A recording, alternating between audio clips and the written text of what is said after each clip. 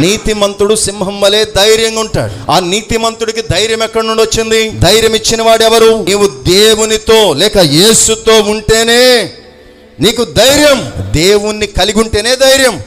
దేవుని యొక్క సన్నిధిలో ఆయనతో పాటు నీవు ఉండగలిగితే, లోకమంతా గుర్తెరగగలిగిన స్థితిలో దేవునితో నీవు నడవగలిగితే, లోకము చెప్తున్నటువంటి మాట ఏంటంటే, వారు యేసుతో కూడా ఉన్నారు, వారు నీతిమంతులు సింహం వలె ఎలా ఉంటారంట?